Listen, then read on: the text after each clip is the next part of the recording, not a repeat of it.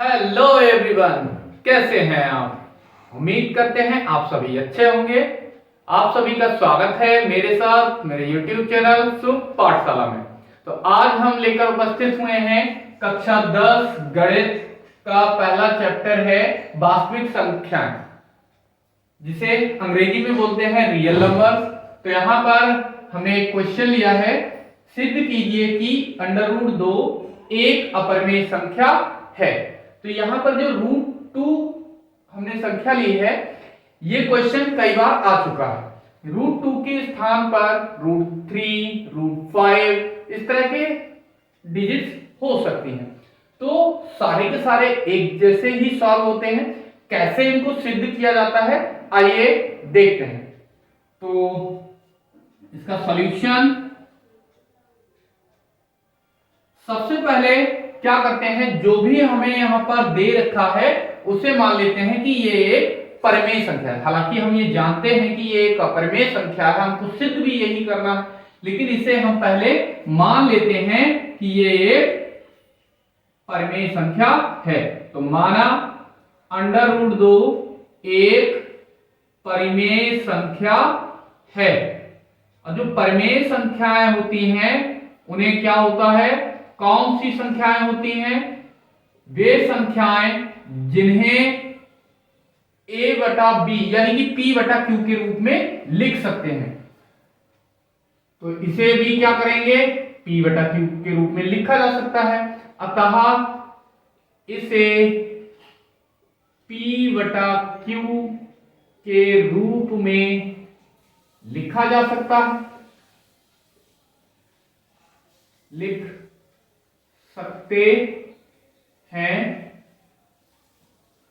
तो इसे जब इस रूप में लिखा जा सकता है तो क्या करेंगे, फिर से मान लेते हैं।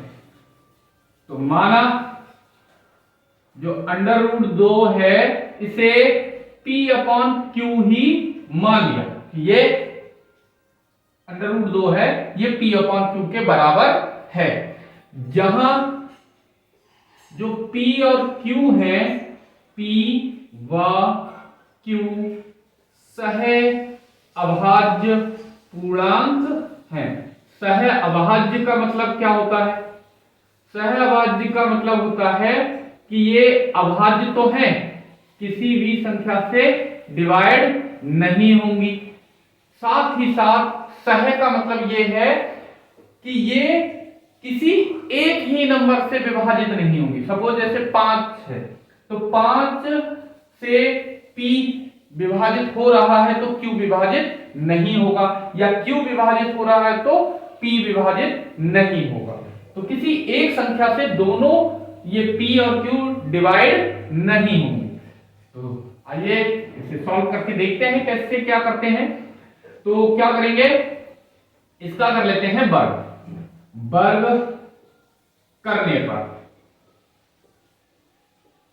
जब वर्ग करेंगे तो क्या मिलेगा, यहां पर ये हो गया √2 का वर्ग होगा, तो √2 का वर्ग बराबर कितना हो जाएगा, p/q का होल स्क्वायर। तो ये हो गया 2, √2 का वर्ग 2 होता है, अंडर हट जाता है, और ये हो गया p²/q²।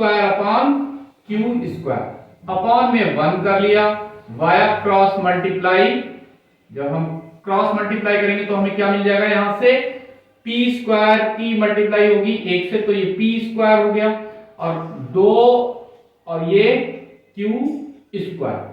अब यहां से हमें क्या मिलेगा, ये 2 यही 2 है, इसको हम इधर ले आते हैं तो क्या मिल जाएगा हमें, q² बराबर p² बटे में 2।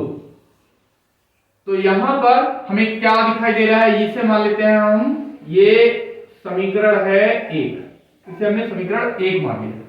तो एक प्रमेय होती है, क्या कहती है वो, यहां से हमें ये सिद्ध हो रहा है कि जो p² है ये 2 से विभाजित है। तो ये प्रमेय कहती है हमसे कि अगर इसका स्क्वायर, किसी संख्या का स्क्वायर किसी नंबर से विभाज्य हो रहा है तो संख्या भी उस नंबर से विभाजित होगी। अतः क्या हो जाएगा, अतः जब जो p स्क्वायर है तो अतः समीकरण 1 से स्पष्ट है कि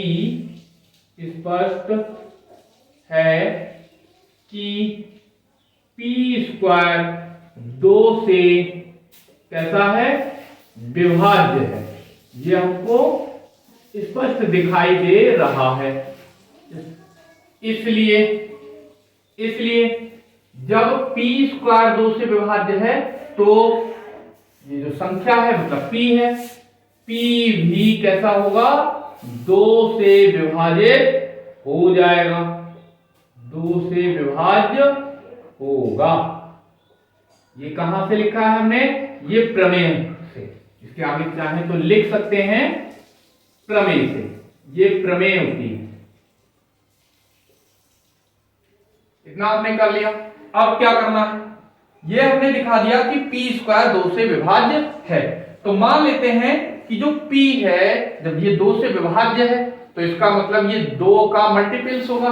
जैसे मान लीजिए कोई संख्या है p बराबर, जैसे सपोज कर लिया कि ये 4 है, सपोज कर लिया ये 4, तो इसका मतलब क्या है कि जो p है इसका एक फैक्टर 2 भी होगा। इसे हम इस तरह से लिख सकते हैं, जब 2 से विभाज्य है तो इसका मतलब क्या है कि ये फैक्टर इसका 2 अवश्य होगा। तो हम क्या मान लेते हैं कि जो p है, माना जो p है वो 2, यहां पर कोई भी नंबर आप मान सकते हैं, कोई भी अक्षर मैं मान लेता हूं, यहां पर ये x है, तो माना p बराबर 2x। जहां क्यों मान रहे हैं ऐसा, क्योंकि ये 2 से विभाज्य है अर्थात 2 का मल्टीपल्स होगा, उसका गुणनखंड होगा 2 1। तो जहां x क्या है, x एक दूसरा क्या होगा, पूर्णांक है।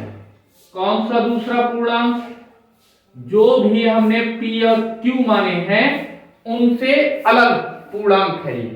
तब तो क्या करेंगे, समीकरण, यहां पर समीकरण 1 में p का मान रखने पर,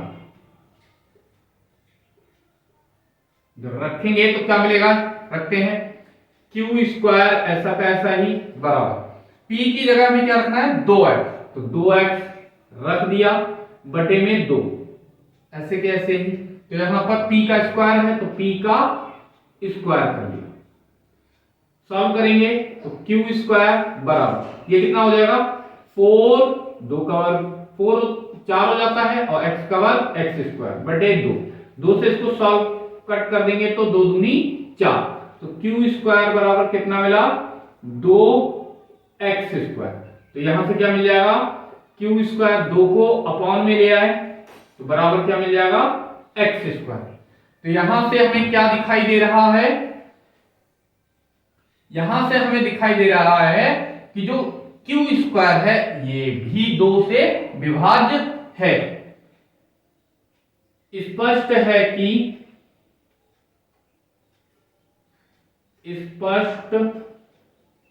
है कि जो q है, q स्क्वायर वो 2 से कैसा है, विभाज्य है। इसलिए जब अभी कहा था कि प्रमेय कहती है कि अगर किसी संख्या का वर्ग किसी संख्या से विभाज्य है तो वो संख्या भी उस संख्या से अवश्य विभाज्य होगी। तो क्या होगा, ये जो q है ये q भी क्या होगा, 2 से विभाज्य होगा। अब 2 से विभाज्य होगा, हमने यहां पर क्या माना था, जो p और q हैं ये कैसे हैं, सह अभाज्य पूर्णांक, मतलब किसी एक संख्या से विभाजित नहीं होंगे। लेकिन यहां पर हमने देखा जो p है वो 2 से विभाज्य है, यहां पर देखा q भी 2 से विभाज्य है, मतलब दोनों ही संख्या p और q दोनों ही 2 से विभाज्य है। जबकि यहां पर हमने देखा था कि जो p और q है वो कैसे होने चाहिए, सह अभाज्य पूर्णांक होने चाहिए थे, लेकिन ऐसा तो हमको मिला नहीं। तो इसका मतलब ये हुआ कि ये जो हमने माना है वो कैसा रहा, गलत है। ये हमारी गलत कल्पना के कारण ये विरोधाभास की स्थिति उत्पन्न हुई। तो यहां पर हम लिख सकते हैं, अतः P व Q सह अभाज्य पूर्णांक नहीं है। यह विरोधाभास की स्थिति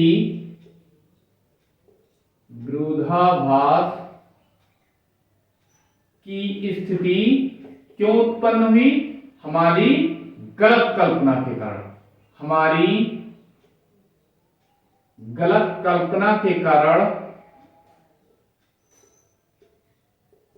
उत्पन्न हुई है।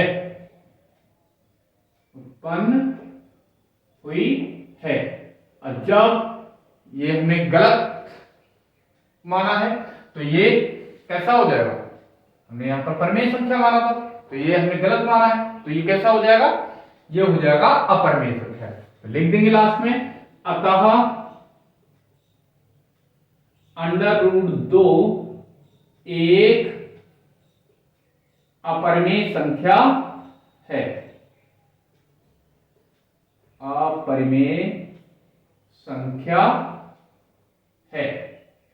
और यही हमको सिद्ध करके दिखाना था, तो यहां पर लिख देंगे इति सिद्धम या प्रूफ।